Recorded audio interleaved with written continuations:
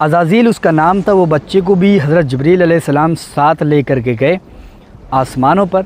پہلے آسمان پر اس کو رکھا، وہاں پر اس نے بہت سارا علم سیکھا، اور اس کو سیکھنے کے علاوہ کوئی کام نہیں تھا۔ وہ علم سیکھتے جاتا اتنا علم سیکھ لیا کہ وہ دوسرے آسمان پر بھی پہنچ گیا۔ علم سیکھ کر دوسرے آسمان پر اس نے وہاں پر جا کر کے جو ہے تو یہ کرنے لگا، لوگوں کو پڑھانے لگا، لوگوں کو سکھانے لگا، وہاں کے آسمان والوں کو، لوگ نہیں، ٹھیک ہے، وہاں پر اس نے پڑھایا، لوگوں کو سکھایا، اور اس کے بعد میں پھر وہ تیسرے آسمان پر پہنچ گیا۔ اس کا علم جو تھا وہ بڑھتے جا رہا تھا، اور اس کو سیکھنے کے علاوہ کچھ بھی کام نہیں تھا۔ ایسے کرتے کرتے وہ 7 آسمان پر پہنچ گیا، اور 7 آسمان پر پہنچنے کے بعد میں وہ جنت میں بھی چلا گیا۔ جنت کے دروگہ رضوان کو بھی اس نے بہت ساری اس سے بھی سیکھی، اور جنت کے اندر بھی وہ خزانچی رہا، ملائکہ کا سردار رہا کئی سالوں تک۔ فرشتوں کو واعظ اور نصیحت کرتا تھا، جس طریقے سے آپ آج کل دیکھتے ہو کہ مولانا لوگ جو جمعے کے اندر جو خطبہ دیتے ہیں، واعظ اور نصیحت کرتے ہیں، اسی طریقے سے وہ بھی فرشتوں کو واعظ اور نصیحت کیا کرتا تھا۔ تو اتنی اس کی پاور بڑھ گئی تھی، اتنی طاقت بڑھ گئی، وہ آسمانوں پر بھی اور جنت کے اندر بھی پہنچ گیا۔ لیکن ایک دن ایسا ہوا کہ وہ سجدہ کر رہا تھا، اور آپ یہ تاریخ اٹھا کر کے دیکھو، زمین کے اندر، روح زمین کے اندر ایسا کوئی حصہ نہیں ہے جہاں پر شیطان نے سجدہ نہ کیا ہو، لیکن پھر بھی ملعون ہو گیا۔ لیکن ایک دن وہ کیا کر رہا تھا، ایک دن وہ سجدہ کر رہا تھا، تو اس نے سجدے کے اندر دیکھا اعوذ باللہ من الشیطان الرجیم۔ وہ دیکھ کر کے گھبرا گیا، اور سجدے سے سر اٹھایا اور دعا کی، اللہ تعالیٰ یہ کون مردود ہے جس سے ہم کو پناہ مانگنی چاہیے؟ کون ایسا بدبخت ہے؟ تو مجھے نام بتا دے، میں اس کو ابھی جا کر کے قتل کر دیتا ہوں۔ تو اللہ تعالیٰ نے اس کو جواب دیا کہ بہت ہی جلد تو اس کو دیکھ لے گا اپنی آنکھوں سے، بہت جلد اس کو دیکھ لے گا۔ لیکن کبھی کبھی اس کے دل میں یہ خیال آتا کہ یہ شخص میں ہی ہوں، یہ سوچ بھی لیتا اسی وقت میں کہ یہ میں ہی ہوں، اگر میں ہوا تو کیا ہوگا، کیا کیا ہوگا۔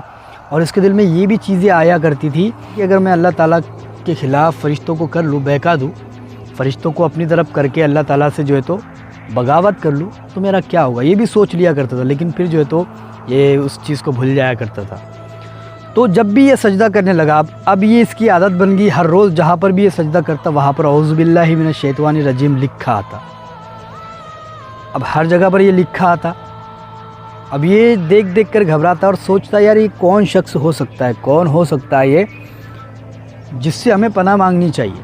تو اس کو تو جواب مل چکا تھا کہ تم بہت ہی جلد اس کو دیکھ لو گے اپنی آنکھوں سے، تو یہ پھر بھی دیکھ لیتا، اس نام کو پڑھ لیتا، اعوذ باللہ من الشیطان الرجیم کو پڑھ لیتا اور چپ چاپ ہو جاتا۔ اس کے بعد میں اللہ تعالیٰ نے فرشتوں کو کہا کہ اے فرشتوں، میں دنیا کے اندر اپنا ایک نائب بنانے والا ہوں، حضرت آدم کو پیدا کرنے والا ہوں۔ فرشتوں نے اس پر کہا کہ اے اللہ، کیا تو انسان کو دنیا کے اندر پیدا کرے گا جو کہ قتل و غارت کرے گے، ایک دوسرے پر لعن طعن کرے گے، خون بہائے گے ایک دوسرے کا، تو کیا ان کو پیدا کرے گا؟ اللہ تعالیٰ نے کہا کہ جو میں جانتا ہوں وہ تم نہیں جانتے۔ تو اسی پر فرشتے خاموش ہو گئے۔ فرشتوں نے کہا کہ بے شک تو ہی سب کچھ جاننے والا ہے۔ یہ کہہ کر فرشتوں کو حکم دیا گیا کہ جاؤ فلاں جگہوں سے مٹی اٹھا کر کے لے کر آؤ۔ آج آپ دیکھتے ہوگے کوئی انسان کالا کوئی گورا کیوں ہے؟ کیونکہ ہر جگہ کی مٹی اٹھائی گئی ہے، ہر جگہ کی مٹی لائی گئی ہے۔ ہندوستان کی بھی مٹی لے کر کے گئے تھے۔ کئی حدیثوں کے اندر، کئی روایتوں کے اندر یہ آ چکا ہے کہ ہندوستان کی مٹی بھی حضرت آدم علیہ السلام کو لگی ہے۔ تو اس کے بعد میں مٹی لائی گئی، حضرت آدم علیہ السلام کا پتلا بنایا گیا، اس کے بعد میں ان میں روح پھونکی گئی۔ لیکن روح پھونکنے سے پہلے اللہ تعالیٰ نے فرشتوں کو حکم دیا کہ اے فرشتوں سجدہ کرو، سجدہ کرو۔ سارے فرشتے یہ سن کر کے سجدے میں گر گئے، سوائے ابلیس کے، الا ابلیس، سوائے ابلیس کے۔ ابلیس نہیں گیا، ابلیس نے سجدہ نہیں کیا، اور ابلیس سے پوچھا کہ کیوں نہیں کیا، کیوں بغاوت پر اتر آئے ہو؟ اس نے کہا کہ میں تو آگ سے بنا ہوں، یہ مٹی سے پیدا ہوئی ہے، یہ مٹی سے پیدا ہوئی ہے، میں آگ سے بنا ہوں۔ آج لوگ جو کہتے ہیں نا کہ یار مٹی کے اندر کیا ہے، یہ تو مر چکے ہیں، قبروں کے اندر کیوں جاتے ہو، درگاہوں پر اور چادریں اور یہ ساری چیزیں کیوں کرتے ہو؟ خیر یہ ٹاپک ہی الگ ہے۔ تو میں ان کو بتا دوں، اللہ تعالیٰ نے جو سجدہ کرایا تھا حضرت آدم علیہ السلام کو، وہ پہلے مٹی ہی تھی، مٹی کا پتلا تھا، اس میں روح نہیں تھی، اس وقت میں مٹی کا پتلا تھا۔ سارے فرشتوں نے مٹی کے پتلے کو ہی سجدہ کیا، ٹھیک ہے۔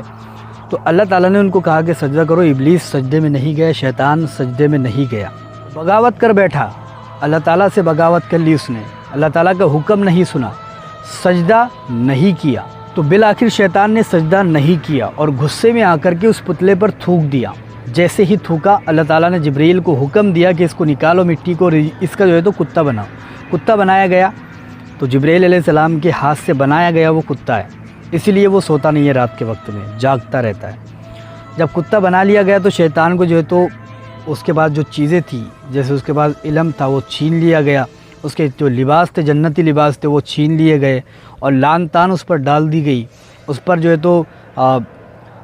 تو لعنتوں کا توق اس کے اوپر ڈال دیا گیا، لعنتوں کے کپڑے اس پر ڈال دیے گئے اور اس کو جو ہے تو زمین پر پھینک دیا گیا۔